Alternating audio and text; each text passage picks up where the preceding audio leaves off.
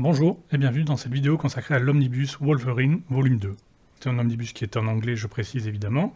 Le volume 1 est déjà disponible. Ça, c'est donc le volume 2 qui est sorti, donc il me semble, cette année. Et l'an prochain, normalement, durant l'été, je crois, donc 2022, devrait sortir le volume 3, qui prendra bien évidemment la suite de aventures de Wolverine. Donc c'est la version américaine, elle est affichée à un prix de 125 $. Juste à titre informatif, personnellement, je l'ai acheté donc à une vendeuse anglaise et je l'ai eu pour quelque chose comme 68 livres, un petit peu moins, ce qui fait, sauf erreur, dans les un petit peu moins de 80 €. C'est le prix que j'ai payé, frais de port inclus. Donc on va retrouver la série régulière Wolverine, les épisodes 11 à 30, qui étaient publiés à l'époque, il me semble, en version intégrale, si je ne dis pas de bêtises. On va retrouver surtout une mini-série que je ne connaissais pas à titre personnel, Wolverine et Havok, qui a l'air assez stylée. Et on va aussi retrouver diverses mini-séries également, comme Nick Fury, Wolverine, qui était paru dans un top BD à l'époque. Je me souviens aussi très bien du RCM Jungle Saga, avec Mignola, il me semble, au dessin, qui figure aussi, je crois, quelque part dans cet omnibus, qui est un omnibus assez costaud, je dois avouer, puisqu'il fait dans les 1250 pages. On a effectivement donc cette cover par Jim Lee. On va surtout essayer de ne pas l'abîmer.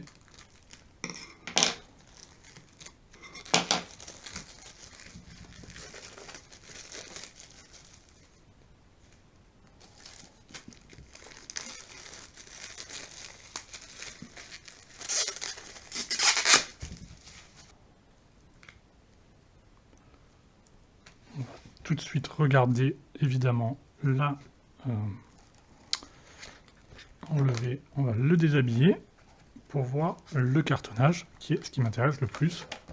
On a cette magnifique illustration qui est, je sais plus si je dis pas de bêtises, je sais pas si c'est pas la, ça c'est la, je crois, la couverture donc de la Standard Edition, donc avec la couverture de Jim Lee, et celle-là donc de John Byrne, je crois que c'est la Direct Market Edition pour la jaquette. Et donc on trouve aussi cette illustration donc sur le cartonnage de l'omnibus et on voit le dos. Magnifique. Magnifique, donc c'est une série qu'on connaît très bien évidemment, mais qui en France n'est disponible qu'en intégrale, hein. Il me semble que... Enfin, je ne sais même pas s'ils en sont arrivés là, Panini. Il me semble qu'il n'y a pas d'omnibus français. Voilà donc cette mini-série qui est surtout celle que j'étais curieux de découvrir, parce que je ne sais plus honnêtement si ça avait été publié à l'époque, ça ne me dit rien. En tout cas, si ça avait été publié, personnellement je ne l'avais pas. C'est qui au dessin déjà? C'est... Ah oui, d'accord. D'accord. John Mus Havok Art et Kent Williams Wolverine Art. D'accord. Pourquoi pas?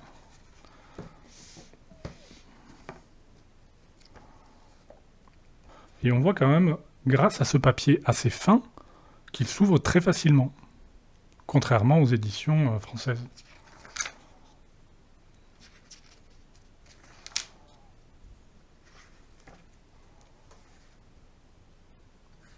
Ça, je suis curieux de le lire.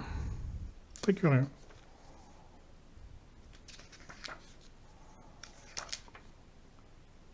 Havok Wolverine Meltdown. Qui a l'air assez conséquent, hein. Oui, il y a plusieurs... c'est une mini-série. Et après, on enchaîne évidemment avec Scorpio Connection, qui était publié par Semic, hein, a priori. C'était un top BD, si je me souviens bien.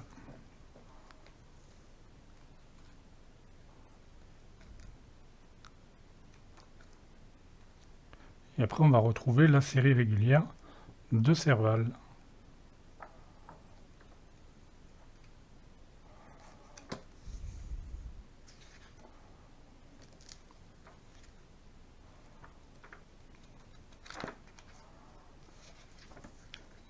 Ah, mais là, c'est justement là, la Jungle Saga, non? Voilà, Jungle Adventure. C'était un RCM, il me semble. Et encore une fois, on voit que ça s'ouvre très facilement.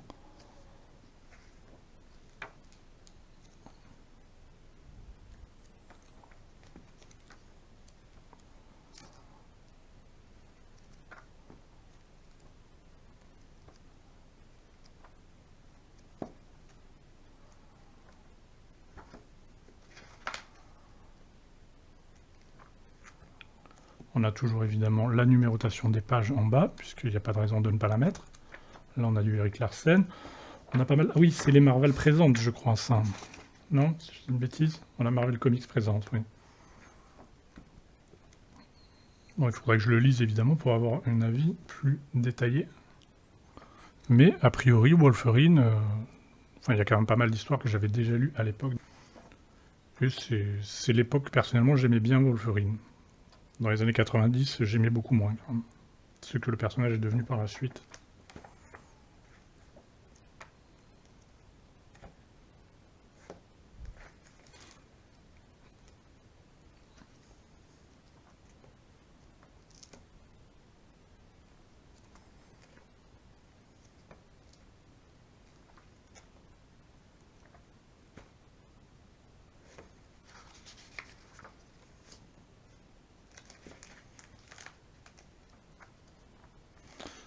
Ah oui, et on a ça aussi, c'est le fameux, oui, avec Alan Davis, le fameux Bloodlust.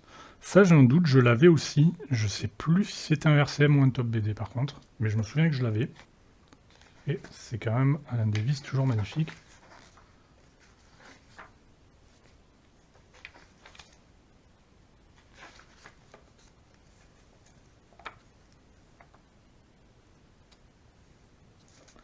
Et après, on a évidemment, j'imagine, des bonus avec des covers, j'imagine, et des petits papiers. Je ne sais pas si c'est d'interview, mais on a des petits extras. Ça, c'est toujours sympa. Mutant Report. Voilà, bah, ça va me faire de la lecture, hein, a priori.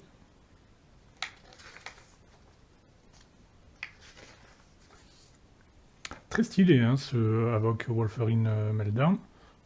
90. D'accord. Ça me dit rien, honnêtement. Après, je connais pas tout non plus. Hein. Évidemment, des covers. Ça, c'est les trading cards. Voilà, bah, écoutez, ma foi, ça va faire une saine lecture pour Noël. Très content. Voilà, bah, si le cœur m'en dit, j'en ferai une petite review un petit peu plus tard, une fois que je l'aurai lu, évidemment. Merci et à bientôt.